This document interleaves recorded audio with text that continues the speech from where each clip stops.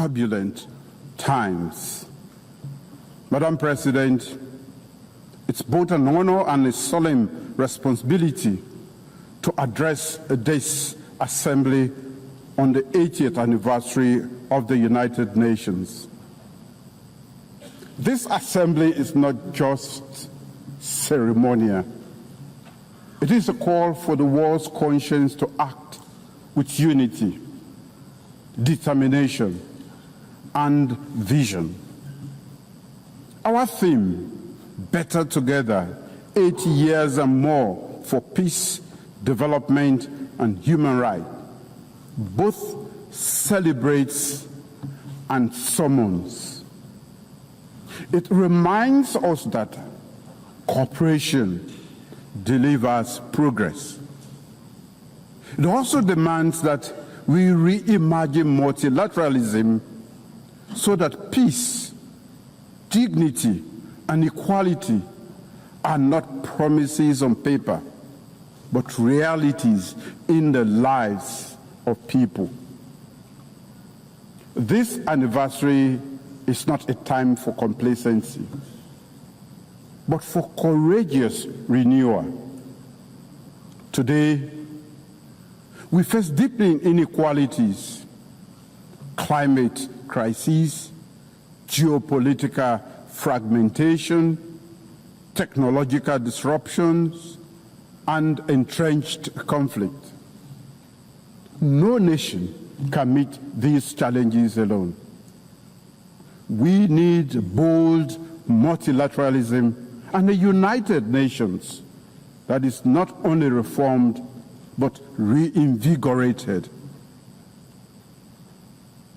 The UN must be more than a meeting place. It must be a working place for people, for peace, and for our planet. Madam President, Sierra Leone is a small state that has relied heavily on the United Nations Charter and now helps to uphold it. We speak with independence and conviction because we have lived the cost of its absence. I also serve as chair of ECOWAS Authority of Heads of State and Government and coordinator of the African Union Committee of 10 Heads of State and Government on Security Council Reform, C10. For both myself and the people of Sierra Leone, these roles are not just titles, they are responsibilities. They reflect Sierra Leone's conviction that principled multilateralism is the surest defense of law, equity, and peace. Since 1945, the Charter's promise of sovereign equality, non-aggression, and human dignity have been the bedrock of small states like ours. In 1961, when Sierra Leone first addressed this assembly, our founding Prime Minister, Sir Milton Magai, pledged that our voice would be independent and principled, guided not by bitterness, but by conviction. That pledge remains our compass. We stand for justice and equality. We uphold the rights of all people to self-determination. We speak truth. We speak truth to power and act in defense of humanity and the rule of law. Small states are not inherently small. Our sovereignty is equal and our responsibilities are the same. Leadership is not the loudest voice in the room. It is the clearest voice for justice. Madam President, our current term on the UN Security Council has deepened these convictions. Guided by the Charter, we have championed peace through dialogue, upheld international law, and promoted prevention as the first duty of collective security. We have supported efforts to stabilize Eastern Democratic Republic of Congo, de-escalated tensions in the Middle East, and supported political transition in Lebanon and Syria for peace and stability. We have also seen the Security Council's limits, its paralysis in the face of grave human suffering. Nowhere has this failure been heart-wrenching than in Gaza.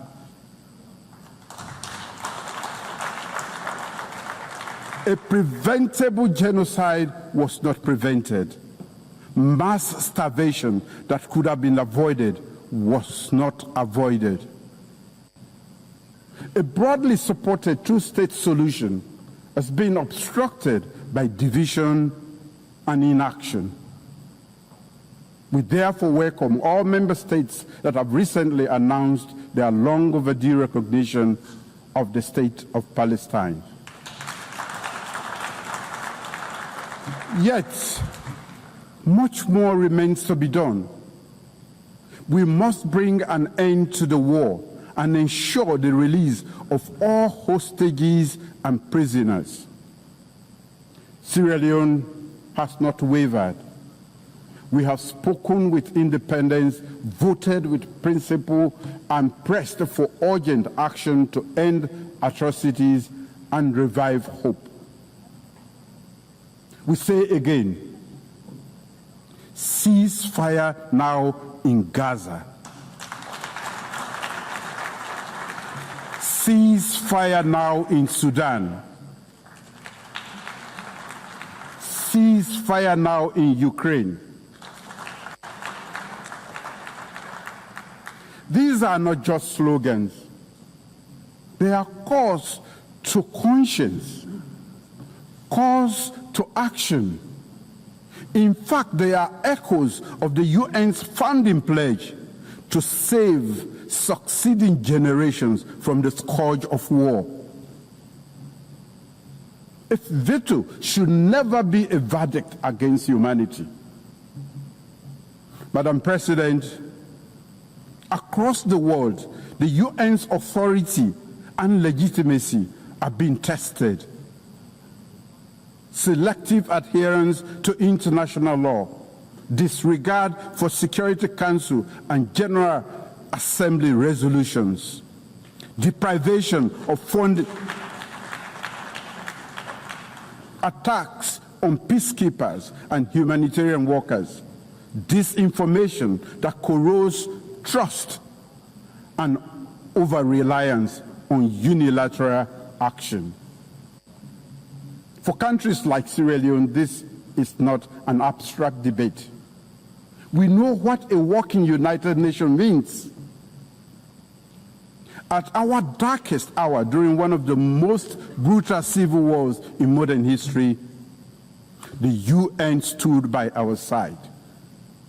The United Nations missions in Sierra Leone, UNAMSI, one of the largest peacekeeping operations of its time, helped disarm over 75,000 combatants, restore civilian governance, support democratic elections. The Special Court for Sierra Leone and the Truth and Reconciliation Commission, both backed by the United Nations, ensured justice and reconciliation. When the United Nations Integrated Peacebuilding Office in Sierra Leone closed in 2014, it signaled something rare in our world: a successful transition from war to peace. We saw blue helmets on our streets. We saw ballot papers returned to citizens' hands.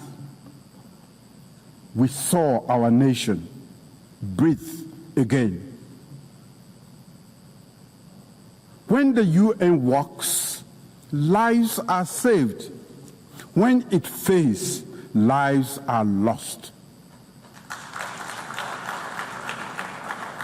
We must ensure the UN delivers for all, and to do so, we must respect and implement UN decisions, protect those who serve under the United Nations flag, invest in prevention and peace building, and reform the Security Council so its authority and legitimacy match today's world.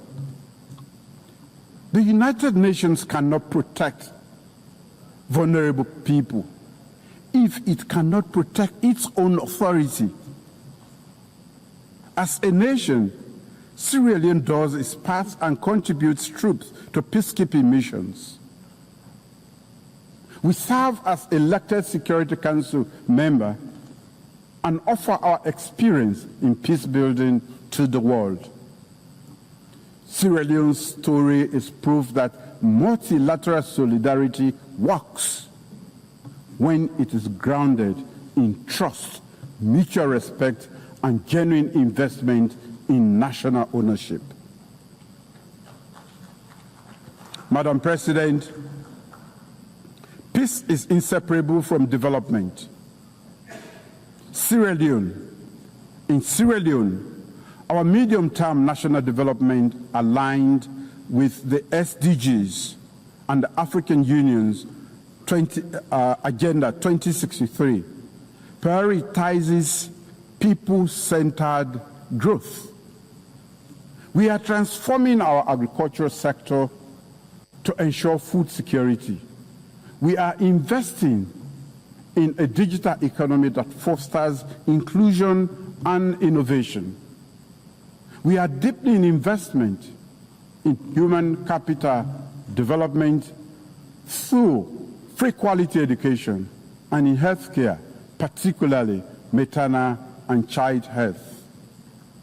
We are expanding renewable energy to support industrialization and climate resilience.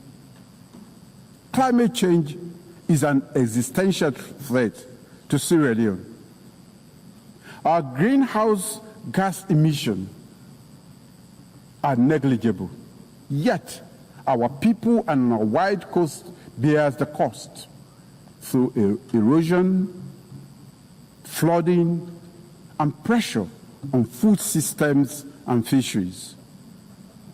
We have mainstreamed climate adaptation and strengthened disaster preparedness. In fulfillment of the commitment made at the Third United Nations Oceans Conference, Sierra Leone has ratified the Biodiversity Beyond National Jurisdiction Treaty, BBNG. As the 60th state to deposit its instrument of ratification, Sierra Leone is proud of the collective endeavor to trigger the entry into force of the BBNG Treaty, a historic milestone for multilateralism and the collective stewardship of our ocean commons. We urge all countries to do the same, so the high seas and areas are governed by common good. Climate justice is not charity. It is a legal and moral responsibility. If the poorest are left to pay the highest climate price, there is no justice. Developed nations must honor their commitments, $100 billion per year in climate finance, technology transfer, and capacity building. We welcome the International Court of Justice advisory opinion on climate change, affirming states' obligation to prevent environmental harm and to protect future generations. In that spirit, Sierra Leone is proud to present the candidature of Professor Dr. Charles Cherno Jallow to the International Court of Justice, a distinguished jurist and tireless advocate for the rule of law. We respectfully solicit the support of all member states in the November 12 elections this year. Madam President, as chair of the ECOWAS Authority of Heads of State and Government, I proudly note our community's 50th anniversary. For 5 decades, ECOWAS has embodied regional integration and collective security, often acting decisively when others hesitated. ECOWAS moved early in Sierra Leone's peace process before and alongside the UN to end our civil war. It has done so in Liberia, the Gambia, and elsewhere to defend democracy and stabilize the region. These are African solutions to African challenges, open to global partnerships anchored in regional legitimacy and trust. Partnership with Africa must move from promise to practice. As chair of the ECOWAS Authority, I recently embarked on a regional tour, including a second visit to Burkina Faso in 2 years. This was to demonstrate solidarity and build trust between ECOWAS member states and the Alliance of Sahelian States. I commend the leadership of Burkina Faso for its willingness to engage and I look forward to continued dialogue with the leadership of both Mali and Niger.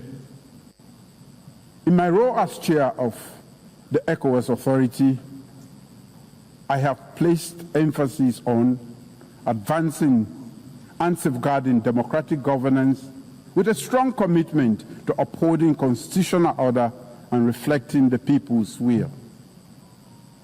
Countering terrorism and strengthening our regional security architecture, including operationalizing the ECOWAS standby force and implementing counterterrorism strategies. Enhancing economic integration by promoting trade, liberalization, developing cross-border infrastructure, and advancing towards a common ECOWAS currency. Strengthening the credibility of institutions through reforms that promote transparency, efficiency, and service focused on citizens. We urge the United Nations to deepen its partnership with ECOWAS and other African regional mechanisms in the spirit of Chapter 8 of the United Nations Charter. Africa is not a problem to be solved.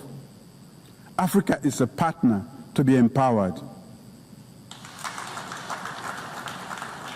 Madam President, during Sierra Leone's tenure as elected member of the Security Council 2024-2025, we have highlighted the urgent security challenges in West Africa and the Sahel, where terrorism and violent extremism transcends borders and destabilize the entire region. However, Africa's lack of permanent representation continues to hinder the Council's ability to act decisively and contextually. We have advocated for a comprehensive approach to counterterrorism in the Sahel, linking security with development, governance reforms and regional cooperation, and strengthening the UN-AU-ECOWAS partnership. Too often, however, the Council's response has been hindered by narrow geopolitical interests, delaying action that could have saved lives. Our experience confirms a clear truth. Lasting peace requires inclusivity, ownership, and legitimacy.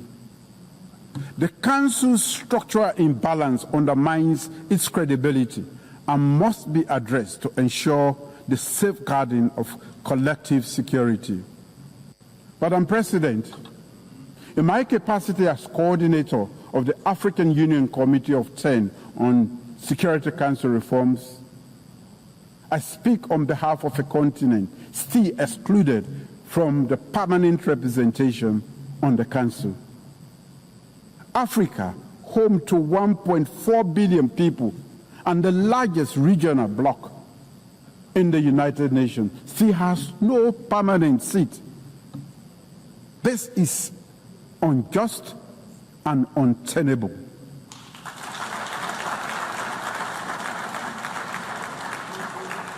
It undermines the credibility of the Council and the legitimacy of its decisions.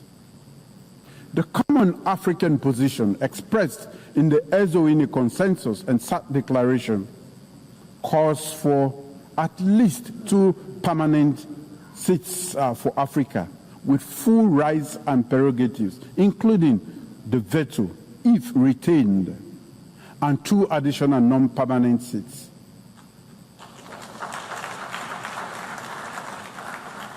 This is not a request. It is a demand for equity.